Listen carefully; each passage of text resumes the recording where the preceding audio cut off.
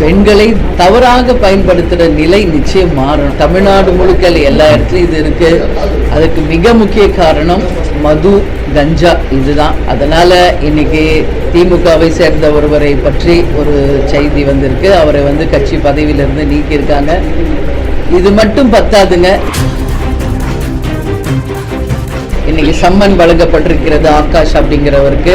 அவர் தான் 3-4 படம் எடுக்கிறதா அட்வான்ஸ் கொடுத்துருக்காரு. யாரெல்லாம் ஹீரோஸ்க்கு அட்வான்ஸ் கொடுத்தாரோ அவங்களையும் இன்னைக்கு விசாரிக்கிற ஒரு நிலைமை இடி ஏற்படுத்தி இருக்கிறது. அதனால தான் சொல்றாங்க, மக்கள் பணத்தை ஊழல் செய்து அதன் மூலம் யாரும் இங்கே தப்பிச்சிட முடியாதுங்க. ஜனவரி 9ஆம் தேதி கடலூர் மாவட்டத்தில் நாங்கள் ஒரு மாபெரும் மாநாடு நடத்த இருக்கிறோம்.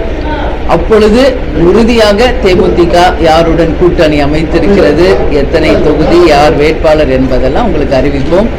அதுக்கு முன்னாடி 234 தொகுதிக்கும் தொகுதி பொறுப்பாளர்களை அறிவித்து அதற்கான பணிகளை அடுத்த வாரத்தில் தொடங்க இருக்கிறோம்.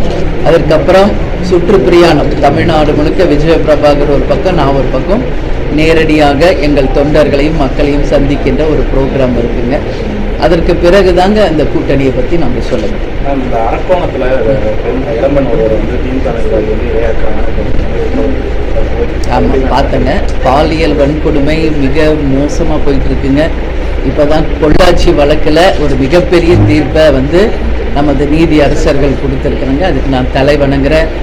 பெண்களை இன்னைக்கு தவறாக பயன்படுத்துகிற நிலை நிச்சயம் மாறணும்.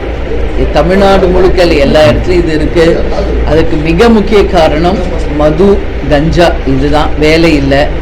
ஸோ வெட்டியாக டைம் பாஸ் பண்ண தெரியாத இளைஞர்கள் இந்த மாதிரி போய் தவறான பாதையில் போகக்கூடிய ஒரு நிலைமை இருக்குங்க.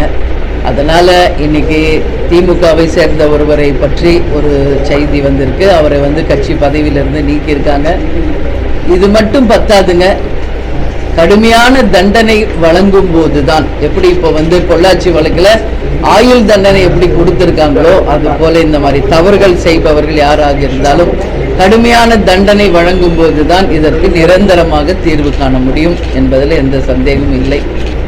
நிதி ஆயோக் கூட்டத்தில் முதலமைச்சர் நேற்று நான் அதை பற்றி நான் பேசினேன். கடந்த 5 வருஷமாக நிதி ஆயோக் கூட்டம் டெல்லியில் நடந்துகிட்டு இருக்கு.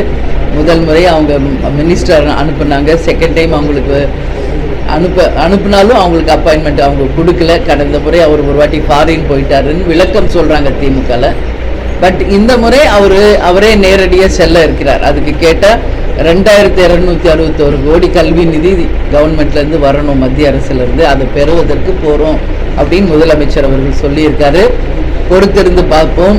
இன்னைக்கு மத்திய அரசிடம் கேட்டு பெற்று தமிழகத்துக்கு வர வேண்டிய நிதியை பெற்று வருகிறாரா, இல்லை தன்னுடைய சுய லாபத்திற்காக, தன்னுடைய கட்சியின் லாபத்துக்காக செல்கிறாரா என்பதை பொறுத்திருந்து பார்ப்போம். டாஸ்மார்க்ல இந்த இடி ரைடு நடந்தது. இந்த சமயத்தில் டாஸ்மார்க்ல இருக்க நிதியை பயன்படுத்தி படத்திற்கு முதலீடு செய்யறாங்க அப்படிங்கிற மாதிரி ஒரு பேச்சு. இல்லை, அதனால தான் ரெய்டு போயிட்டு இருக்குங்க. தமிழ்நாட்டில் இன்னைக்கு எவ்வளோ பேர் வீட்டில் ரெய்டு, எல்லாருமே சென்னையில் இல்லை வெளியூர்களுக்கு சென்று விட்டார்கள்னு சொல்கிறாங்க. இன்னைக்கு சம்மன் வழங்கப்பட்டிருக்கிறது ஆகாஷ் அப்படிங்கிறவருக்கு. அவர் தான் 3-4 படம் எடுக்கிறதா அட்வான்ஸ் கொடுத்துருக்காரு. யாரெல்லாம் ஹீரோஸ்க்கு அட்வான்ஸ் கொடுத்தாரோ அவங்களையும் இன்னைக்கு விசாரிக்கிற ஒரு நிலைமை இடி ஏற்படுத்தி இருக்கிறது. அதனால தான் சொல்கிறாங்க, மக்கள் பணத்தை ஊழல் செய்து அதன் மூலம் யாரும் இங்கே தப்பிச்சிட முடியாதுங்க.